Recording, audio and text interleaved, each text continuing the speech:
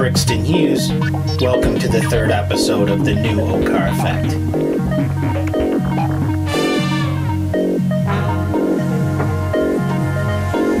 First topic in this episode, just for Chopper Mantis. Systems science. Scales of biological organization, biological scales. These are a relatively new rendition of systems science. Something originally developed by engineers to figure out how all the different parts of a chemical plant or all the different parts of a systems process would come together and result in emergent properties. One of the main tenets of systems biology, and I'm sure you've all heard it somewhere before, the whole is greater than the sum of the parts. It's a nice adage, fits well on a bumper sticker, it's easy to remember. When you pick it apart a little more, the sum of parts that are being compared to the whole is what would be called a linear sum or a non-interactive sum. It's like if you just took all the things and added them together without allowing them to interact with each other or to influence each other.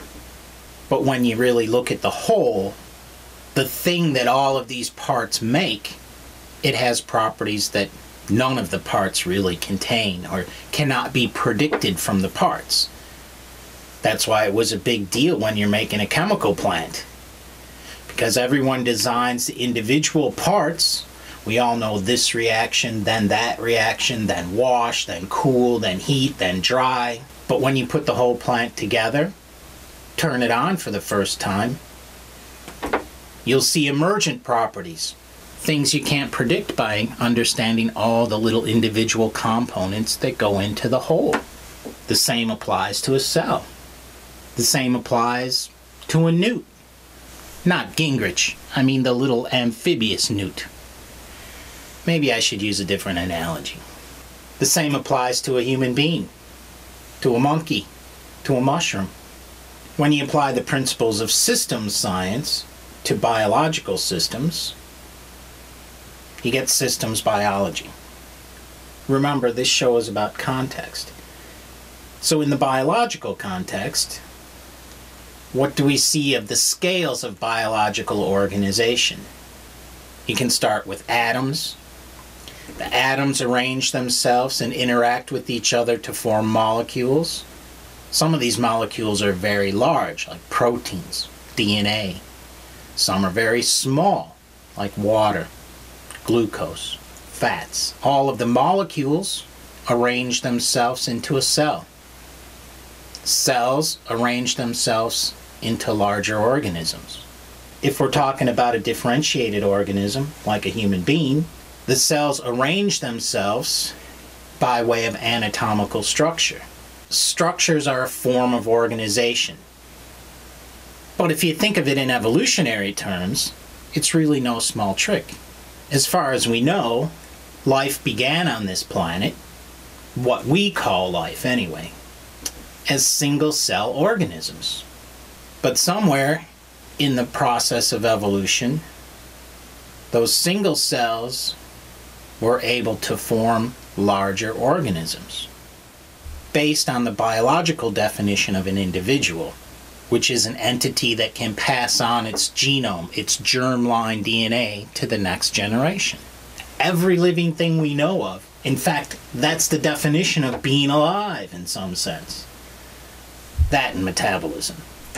One of the basic concepts that underlies research science, natural sciences, taking things apart to see how they work.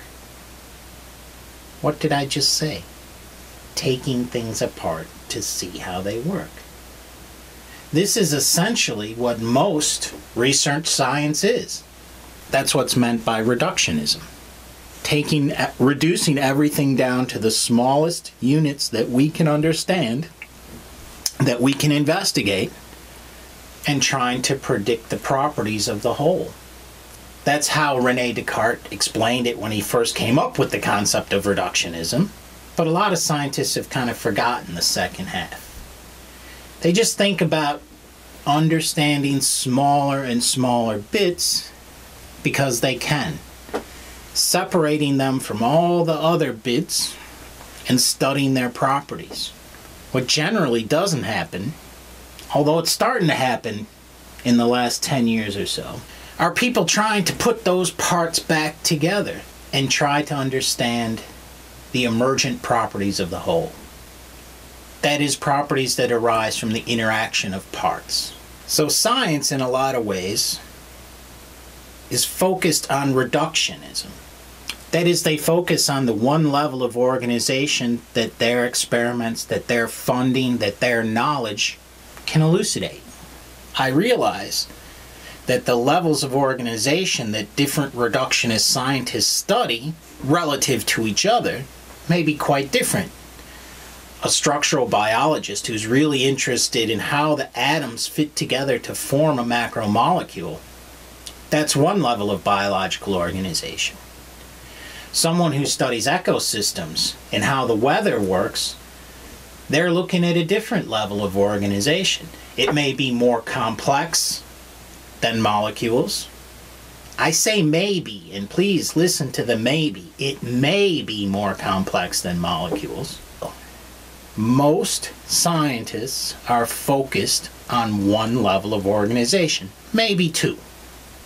But if you start adding them up, from subatomic particles to atoms, to molecules, to cells, to tissues, to organisms, to families, to societies, to cultures, to a planet, to a universe, they're all nested within each other. It means that these different levels of biological organization are contained within each other. The subtle implication is that the small levels, or the lower levels, the subatomic levels, don't evaporate when you have an organism or a society. They're still there. They're still a part of us. They still interact. They still have effects. Whether those effects can be amplified to larger levels is a different story. The converse of reductionism is what I'd call universalism. Universalists see everything in the large scale, whether it's time. We'll get back to time in a minute. That was a joke. Reductionists tend to forget about how their level interacts with the larger, or influences the larger.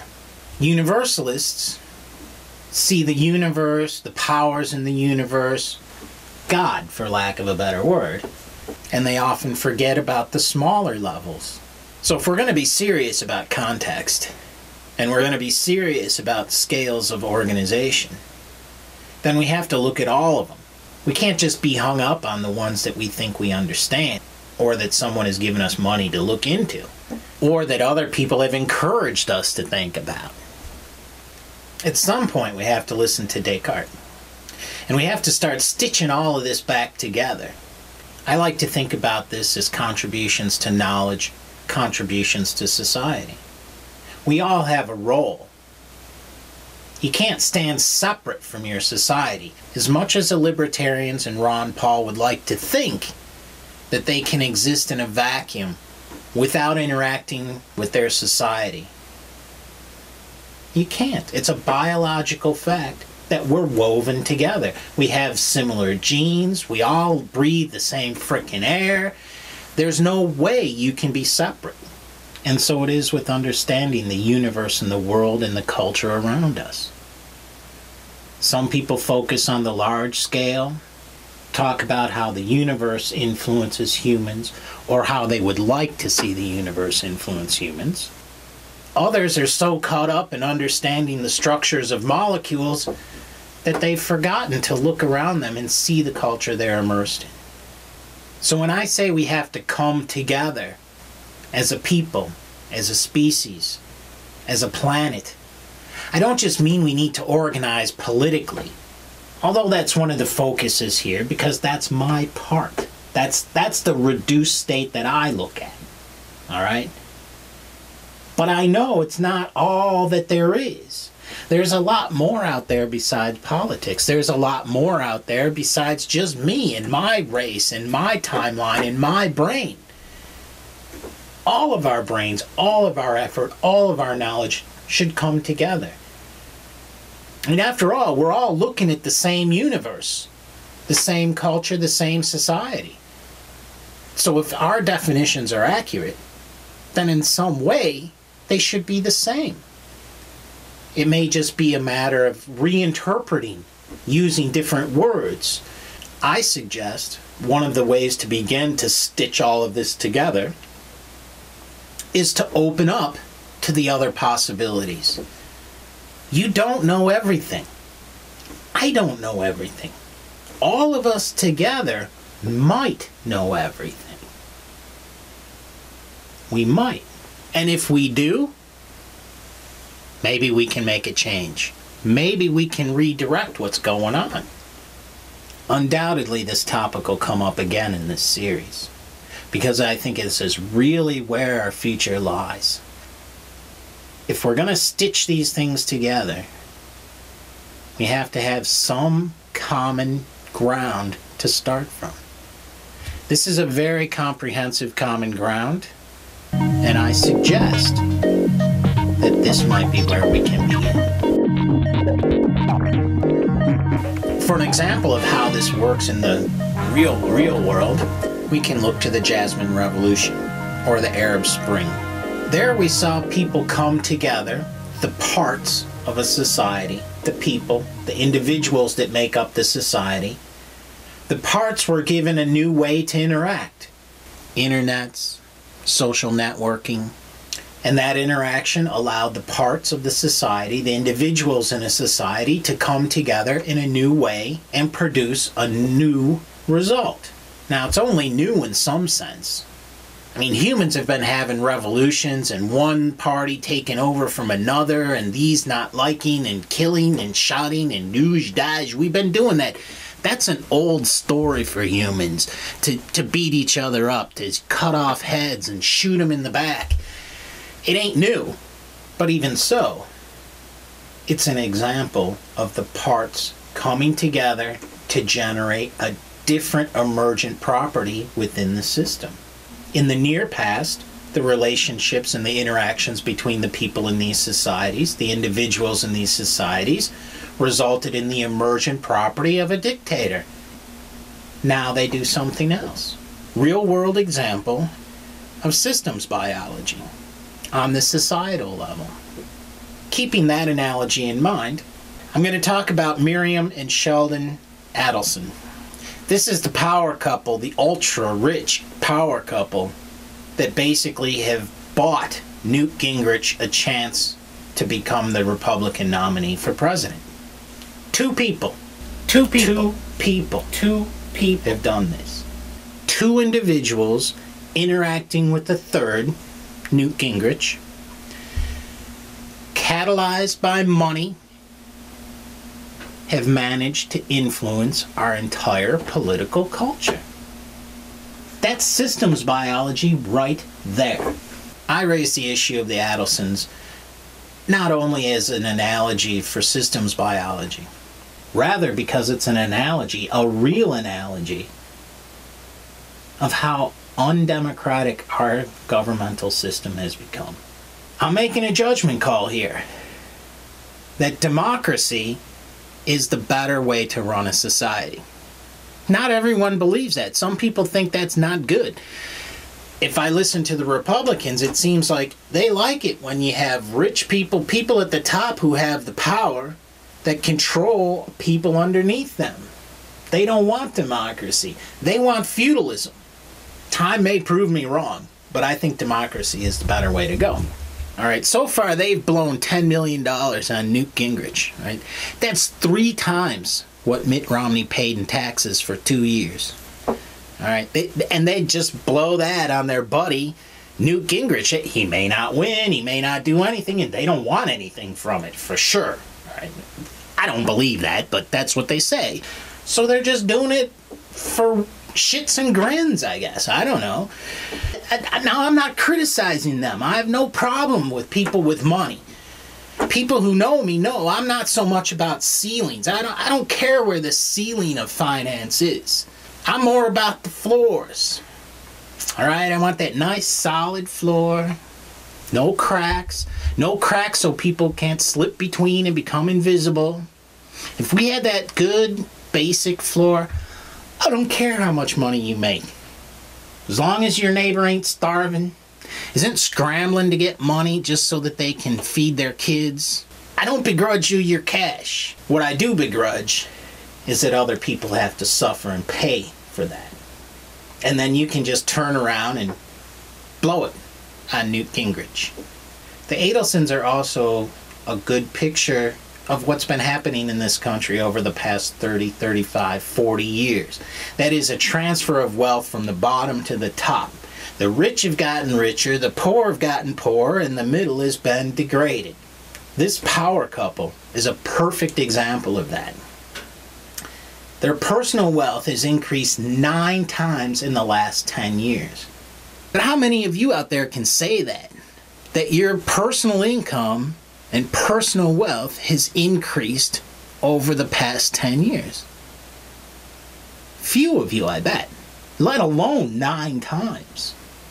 Because just like we see with Mitt Romney, the more you make, when you start having enough money that you can make money with your money by investing it, well then we give you a bonus, you know? We say, well, you don't have to pay the same percent in taxes as everybody else. So once you reach a certain level then, you just get to take off. And these people, they took off. I'm here talking to you the day after Barack Obama delivered the State of the Union for 2012. I watched it. I'm a political junkie, so I force myself to do these things. I just have to. I mean, I used to watch George W. Bush give the State of the Union, all right? That's how sick I am. The most interesting part of the State of the Union for me was watching Barack Obama channel Marco G, the total candidate. Did you hear him? He was talking about bringing everybody together. We have to come together. We have to stand together. We have to have each other's back. That's what Marco G has been saying. We have to come together. Once we come together, we're unstoppable. Even Barack Obama can see that. I was very pleased to note that Barack watches our show. Because where else would he have gotten that concept from other than Marco G? That sounds a little bit presumptuous on my part, right? The people on the mainstream media, they make up stuff all the time. They talk about how this is the influence of that and this did that, and more than half the time they're wrong. They make stuff up. I can make stuff up. It's a matter of intent. The intent of the mainstream media is to separate us, to sow division, divide, conquer. My intent is to bring us together, to find some kind of common ground. Actually, we don't need to find common ground. We already stand on the common ground. The entire planet is our common ground. I'd ask Barack Obama to pretend for a moment that he's like Sheldon and Miriam Adelson. They have enough financial power, enough monetary bandwidth, that they can blow 10 million of it on a lost cause like Newt Gingrich. All I'm asking from the Democrats going to the primaries and the caucuses is to give us just that little bit, just a little to Marco G. Enough to make the statement that we are unsettled. The amount of electoral bandwidth that Barack Obama would give up to Marco G to let us make ourselves known before Ron Paul drops out of the GOP primaries and starts a third party, please, is about as much as $10 million means to Sheldon and Miriam Adelson. It doesn't mean much. We don't want a lot. Just enough to reinstill the idea in the American populace that politics actually mean something, that votes are not wasted. These things have meaning, and the system wastes them. So throw the switch. Give Marco 1, 2, 10, 15, 100 votes. I know the army is powerful. But we can overcome it. It's not all there is in the world. It's not all there is in our politics. Some of it is still just about people talking to other people. So that's the end of this episode of the Okar Effect. Summarizing, we covered systems biology and systems. We used that analogy along with the Adelsons and money to talk about the political realm and how each one of us can influence things. We're not lost in the system. We're all still part of it. We all still are influencing that realm. So thanks for watching. I'm Brixton Hughes. This has been the Okar Effect.